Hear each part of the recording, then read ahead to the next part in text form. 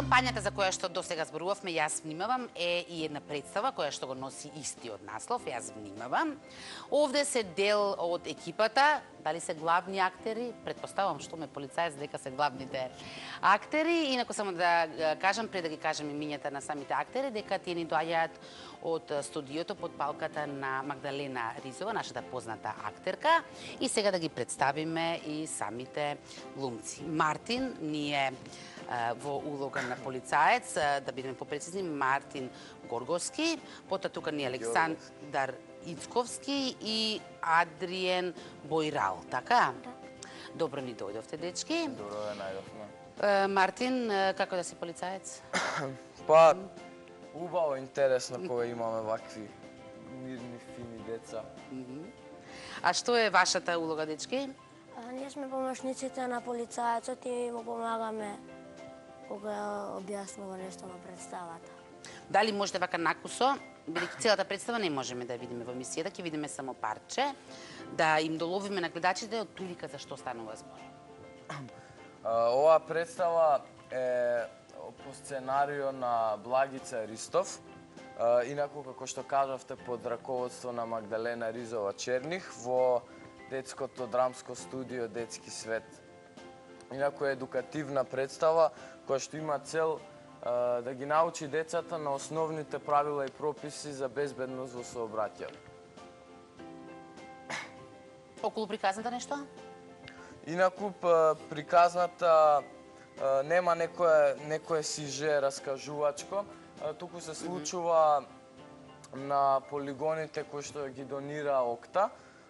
На нив има знаци, на нив има пешачки премини, имаме семафор, на кој што преку некои малечки секојдневни ситуации им објаснуваме на децата како всушност треба да се однесуваат во сообраќајот, за да бидат безбедни и непречено да можат да се движат.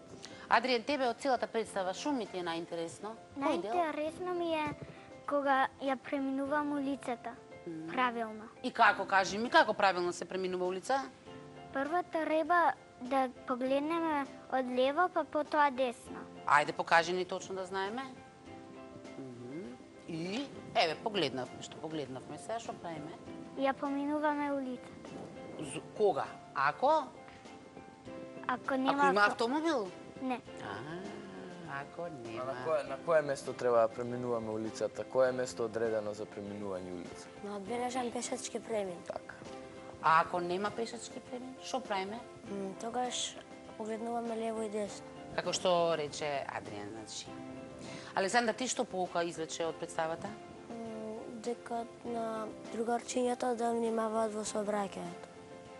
Како да внимаваат? Па, Например? да погледнуваат лево и десно.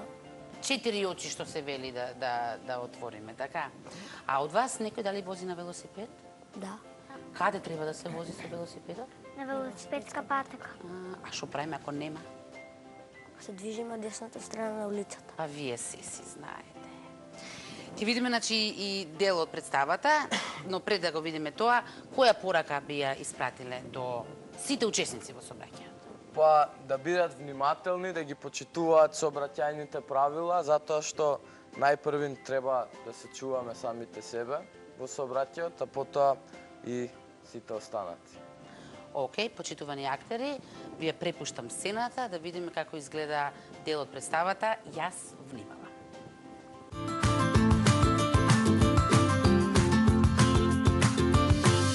Најпрвин да започнеме со сообраќајниот знак со 3 светла. Како се вика тој сообраќајен знак? Семафор. Така е. И колку светла има сообраќајниот знак, семафор? 3. 3. Кои се тие светла? Црвено Жолта. и зелено. Зелено. А сега ќе ми кажете што значат тие 3 бои? Што значи црвената? Црвената значи дека автомобилот мора да запре, Жолтата значи дека автомобилот треба да се поглети да тргне. а зеленото значи дека автомобилот може да тргне. Точно така. А сега да ве прашам, дали постои само големиот семафор со 3 светла или има и уште еден помал кој што има само 2? Има еден што има 2, тој се вика семафор за пешаци. Така е. Тој ги има само црвеното и зеленото. зеленото светло. Но што се случува кога семафорите ќе престанат да работат? Хаос? Не.